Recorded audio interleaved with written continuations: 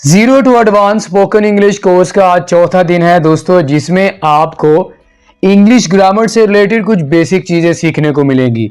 दोस्तों, इस कोर्स का मकसद आपके लिए डेली रूटीन में इंग्लिश बोलचाल को आसान बनाना है। इंग्लिश बोलचाल आपके लिए तब आसान बनेगा जब आप ग्रामर की कुछ बेसिक एलिमेंट्स यानी ग्रामर से मुतालिक कुछ इंपॉर्टेंट चीजें सीख लेंगे, तो आपके लिए इंग्लिश बोलचाल निहायत आसान हो जाएगा। इस सबक के नोट्स आप वीडियो के नीचे दिए गए लिंक के जरिए बआसानी हासिल कर सकते हैं। मजीद हमारी इंग्लिश लर्निंग वीडियोस हासिल करने के लिए हमारे चैनल को सब्सक्राइब करें।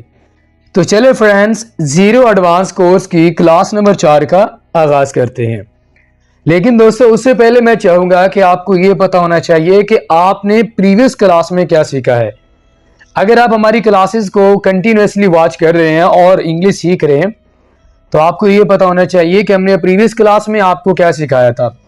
दोस्तों, हमने आपको प्रीवियस क्लास में सेंटेंसेस की टाइप्स सिखाई थी। दो तरह के सेंटेंसेस होते हैं, टेंस वाले और नॉन टेंस वाले। मुझे उम्मीद है कि आपने वो पूरा लेसन देख लिया होगा और आपने समझ भी लिया होगा कि सेंटेंसेस की टाइप्स कितनी होती हैं और किस तरह हम टेंसेस और नॉन टेंसेस वाले जो सेंटेंसेस हैं उनको बनाकर अपनी इंग्लिश बोलचाल को आसान बना सकते हैं।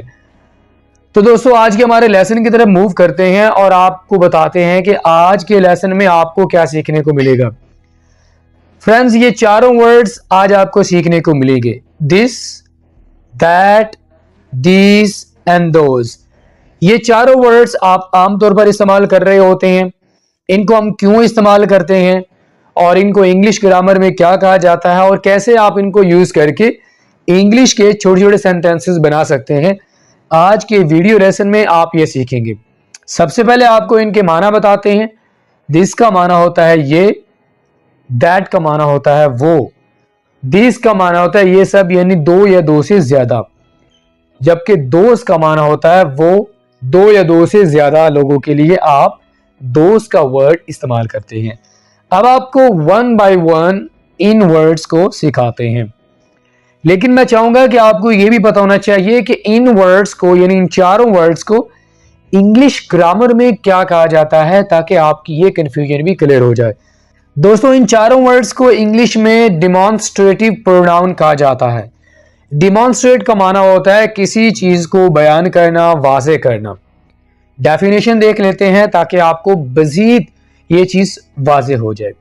जब हम किसी शख्स या चीज की तरफ इशारा या वजाहत करना चाहते हैं तो तब हम डिमॉन्स्ट्रेटिव प्रोनाउन का इस्तेमाल करते हैं। अब यहां पर आपने तीन चीजें सीख ली हैं इस तारीफ को सीखकर। सबसे पहले कौन सी है? आप किसी चीज की तरफ इशारा करते हैं और वो चीज भी हो सकती है, कोई शख्स भी हो सकता है, या आप किसी चीज को या शख्स को वजाहत करना चाहते हैं किसी चीज के बारे में, तब आप डिमॉन्स्ट्रेटिव प्रोनाउन का इस्तेमाल करते हैं। आई होप कि ये आपको समझ आ गया होगा। तो आगे हमारे पास चार वर्ड्स हैं जो कि डिमॉन्स्ट्रेटिव प्रोनाउन का इनको कहा जाता है। दिस, दैट, दीज एंड दोस। यहां तक आपको समझ आ गया इन वर्ड्स को इंग्लिश ग्रामर में क्या कहा जाता है, इनके मानी क्या हैं। अब जरा हम आपको डिटेल में सिखाते हैं वन बाय वन कि आप कैसे इनको इस्तेमाल करते हैं और किस तरह आप इन फोर वर्ड्स को यूज करके इंग्लिश सेंटेंसेस बनाकर अपनी इंग्लिश को मजीद बेहतर बना सकते हैं। दोस्तों, सबसे पहले हम बात कर लेते हैं दिस की। दिस का वर्ड आप कब इस्तेमाल करते हैं? जब आपके सामने कोई चीज पड़ी होगी, यानी आपके करीब कोई चीज पड़ी होगी, तो आप उस चीज की तरफ इशारा करना चाहते हैं और किसी को बताना चाहते हैं, तो उस सिचुएशन में आप दिस का वर्ड यूज करेंगे। जैसे कि दिस बुक, ये किताब। कौन सी किताब?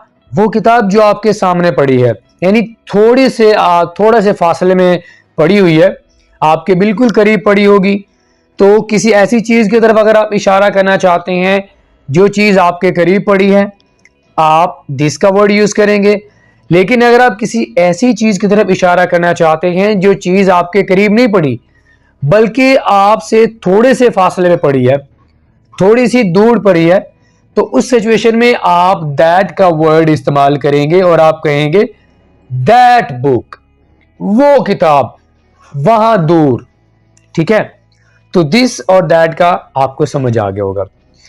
जहां तक बात है दीस की, तो दीस का भी जो वर्ड होता है हम इस्तेमाल करते हैं ऐसी चीज की तरफ इशारा करने के लिए जो चीजें हमारे सामने पड़ी होती हैं, लेकिन वो चीजें दो या दो से ज्यादा होनी चाहिए, क्योंकि दिस को हम इस्तेमाल करते हैं सिंगुलर के लिए और दैट को भी हम इस्तेमाल करते हैं सिंगुलर के लिए। जबकि अगर हम दीस की बात करें तो दीस का जो वर्ड होता है इसे हम दो या दो से ज्यादा चीजों की तरफ इशारा करने के लिए इस्तेमाल करते हैं, और वो चीजें हमारे सामने पड़ी होती हैं, जैसे कि दीज बुक्स, ये किताबें। दोज का वर्ड हम इस्तेमाल करते हैं जब आप ये बताना चाहते हैं कि वो सब, ठीक है, यानी वो चीजें जो आपके करीब नहीं पड़ी हुई, आपसे दूर पड़ी हैं, तो आप उन चीजों की तरफ इशारा करना चाहते हैं तो आप दोज का वर्ड इस्तेमाल करेंगे। जैसा कि किताबें आपसे दूर पड़ी हैं तो आप क्या कहेंगे, दोज बुक्स। अगर आपके करीब पड़ी हैं तो आप कहेंगे दीज बुक्स। इन दोनों वर्ड्स को आप सिंगुलर इस्तेमाल नहीं करेंगे बल्कि आप प्लूरल यानी दो या दो से ज्यादा चीजों के बारे में बात करने के लिए या दो से ज्यादा लोगों के बारे में बात करने के लिए हम दीज और दोज का वर्ड इस्तेमाल करेंगे। ठीक है, आगे मूव करते हैं। अब यहां पर आप क्या सीखेंगे, सिंगुलर और प्लूरल के बारे में आप सीखेंगे कि जमा के वर्ड्स कौन कौन से हैं और वाहिद के वर्ड्स कौन कौन से हैं। सबसे पहले अगर आप ये बताना चाहते हैं कि यहां यानी आपके करीब, तो इसके लिए आप दिस का वर्ड इस्तेमाल करेंगे। ठीक है, अगर आप कहना चाहते हैं वहां यानी वहां कोई चीज पड़ी है, आपसे थोड़े से फासले पर पड़ी है, तो उस सिचुएशन में आप दैट का वर्ड इस्तेमाल करेंगे। ठीक है, ये हमारे पास जो दोनों हैं ये आपके पास क्या आ जाएंगे, सिंगुलर यानी वाहिद आ जाएंगे।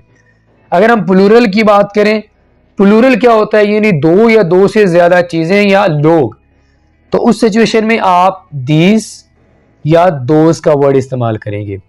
इनकी एग्जांपल हम आपको बता चुके हैं। मजीद आगे मूव करते हैं ताकि आपको मजीद ये क्लियर हो जाए कि हम इन 4 वर्ड्स को कैसे सही तौर पर इस्तेमाल कर सकते हैं। आपको कुछ मिसालों के जरिए समझाते हैं ताकि आपके लिए इन वर्ड्स को समझना आसान हो जाए। दोस्तों, मुझे उम्मीद है कि आपने ये तो सीख लिया होगा कि डिमॉन्स्ट्रेटिव प्रोनाउन क्या होते हैं और उनको इंग्लिश में क्या कहा जाता है, ये तो आपने सीख लिया होगा। ठीक है, अब हम एक डिमॉन्स्ट्रेटिव प्रोनाउन को यूज करेंगे, यानी दिस या दैट, दीज या दोज वर्ड का इस्तेमाल करेंगे और उसके साथ हम वर्ब का इजाफा करेंगे। कैसे, ये जरा एग्जांपल देखें। This is our red pen. यहां पर हमारे पास ये जो वर्ड है ये डिमॉन्स्ट्रेटिव प्रोनाउन है। वर्ब हमारे पास होगा ये इज। अब यहां पर आप कंफ्यूज हो सकते हैं कि सर ये तो वर्ब नहीं है, ये तो हेल्पिंग वर्ब है। दोस्तों याद रखिएगा, जिस सेंटेंस में आपको मेन वर्ब नजर नहीं आएगा वहां पर हेल्पिंग वर्ब यूज किया गया होगा, तो वो जो हेल्पिंग वर्ब होगा वो एज ए मेन वर्ब के तौर पर इस्तेमाल होगा।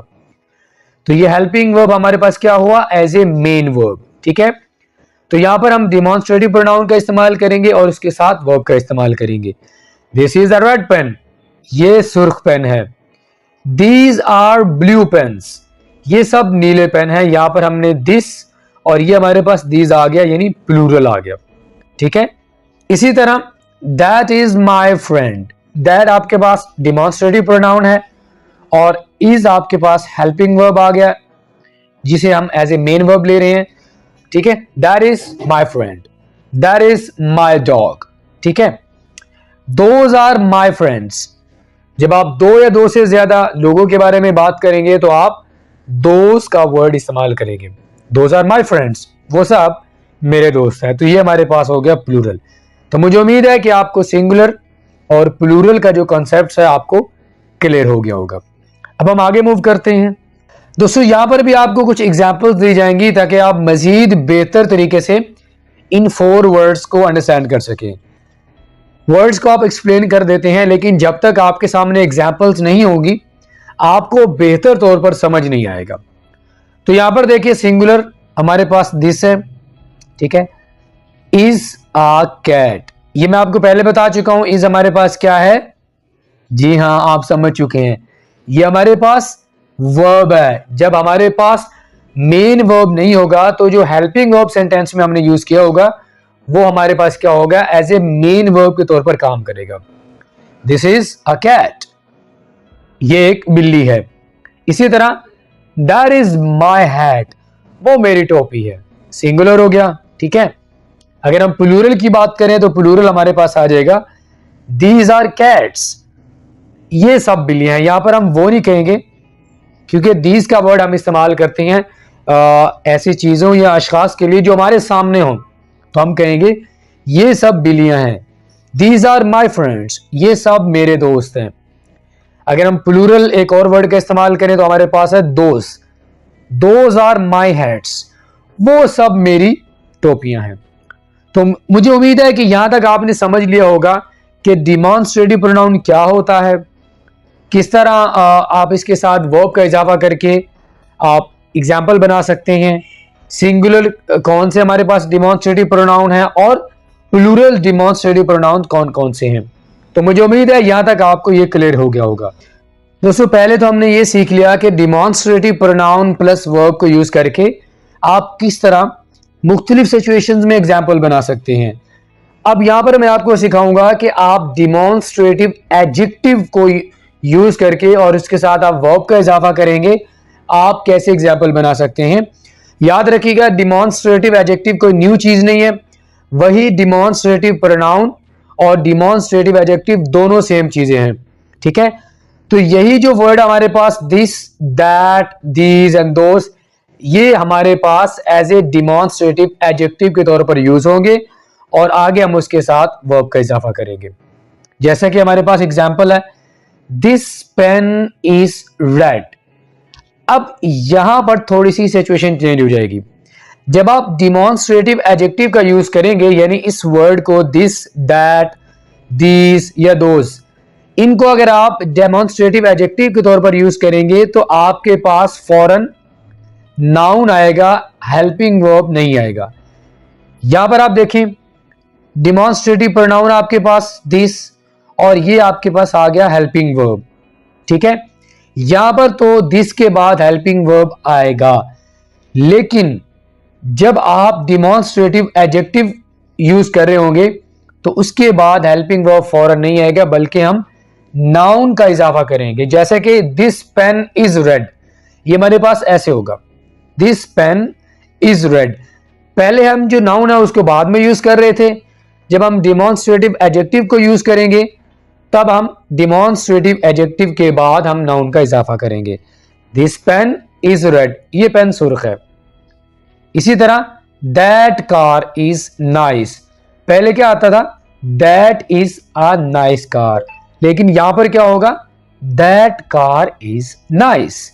ठीक है, दीज पेन आर ब्लू, ये सब पेन नीले हैं। डिमॉन्स्ट्रेटिव प्रोनाउन है, ठीक है, एज ए प्लूरल हम इसको यूज कर रहे हैं।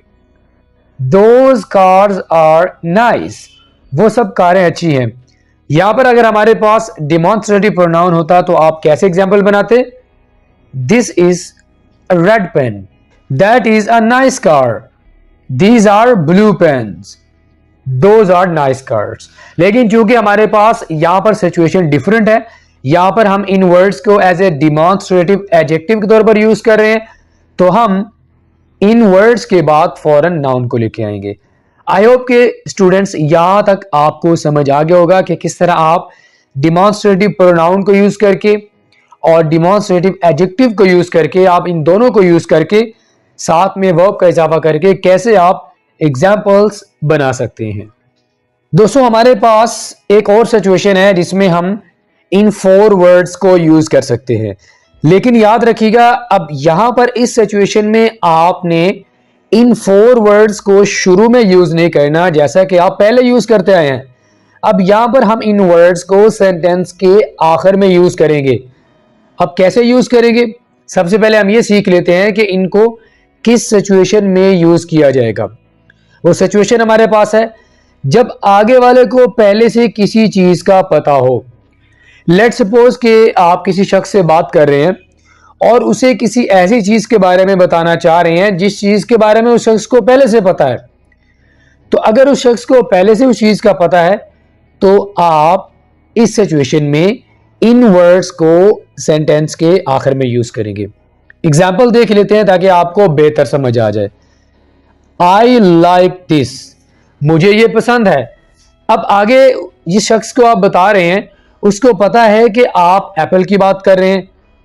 आई लाइक दिस एप्पल, मुझे ये सेब पसंद है। अब चूंकि आप यहां पर एप्पल को मेंशन नहीं कर रहे, क्यों नहीं कर रहे? क्योंकि जिस शख्स से आप बात कर रहे हैं उस शख्स को पता है कि आप एप्पल की ही बात कर रहे हैं, तो लिहाजा यहां पर हमें एप्पल को मेंशन करने की कोई जरूरत बिल्कुल भी नहीं है। इसी तरह आई लाइक दीज, मुझे ये सब पसंद है। इसी तरह आप यहां पर भी ये नहीं कहेंगे आई लाइक दीज एप्पल्स। आप मेंशन तो कर सकते हैं, लेकिन अगर आप मेंशन ना भी करें तब भी सेंटेंस आपका ठीक है, क्योंकि आप एक ऐसी चीज के बारे में बात कर रहे हैं जिस चीज के बारे में जिससे आप बात कर रहे हैं उसको पहले से पता है। ठीक है, आई लाइक दैट, मुझे वो पसंद है। आई लाइक दैट ट्री भी कह सकते हैं, लेकिन चूंकि आगे वाले को पता है तो आप यहां पर मेंशन ना भी करें तो आपका सेंटेंस ठीक होगा। इसी तरह आई लाइक दोस, मुझे वो सब पसंद है। तो आई होप कि ये वाली सिचुएशन भी आपको समझ आ गई होगी कि जब आगे वाले को पहले से किसी चीज का पता होगा तो इस सिचुएशन में आप इन डिमॉन्स्ट्रेटिव प्रोनाउंस को यानी इन वर्ड्स को आप सेंटेंस के शुरू में नहीं बल्कि आखिर में यूज करेंगे। तो इन वर्ड्स का हमारे पास एक और यूज भी है, जब आपने किसी का तारुफ करवाना हो तब हम इन वर्ड्स को यूज कर सकते हैं। इसी तरह अगर आप टेलीफोन पर किसी के साथ बात कर रहे हैं तब भी आप इन वर्ड्स को यूज कर सकते हैं। सबसे पहले हम ये सीख लेते हैं कि अगर आप किसी का तारुफ करवा रहे हो तो आप इन वर्ड्स को कैसे यूज कर सकते हैं। जैसे कि this is my friend Asim, यहां पर आप किसी का तारुफ करवा रहे हैं। जब आप किसी से मिलते हैं ना, आप अपने दोस्त का तारुफ करवाते हैं तो आप क्या कहते हैं? Hello this is my friend Asim, hello this is my friend Ali. तो दिस का जो वर्ड आप शुरू में इस्तेमाल करते हैं उसके बाद आप हेल्पिंग वर्ब को यूज करते हैं, तो आप बेसिकली इन वर्ड्स को यूज कर रहे होते हैं किसी का तारुफ करवाने के लिए। इसी तरह आप ये कहते हैं दीज आर माई फ्रेंड्स, ये सब मेरे दोस्त हैं, तो यहां पर आप दीज का वर्ड यूज करके आप अपने दोस्तों का तारुफ करवा रहे हैं। इसी तरह अगर आप टेलीफोन पर किसी से बात कर रहे हैं तो आप ये वाला वर्ड यूज कर सकते हैं। वो कैसे? Hello this is Waqas speaking, is that Asim. यहां पर हमने दिस का वर्ड यूज किया, इसी तरह हमने यहां पर दैट का वर्ड भी यूज कर दिया। Hello this is Ali speaking, is that Asim.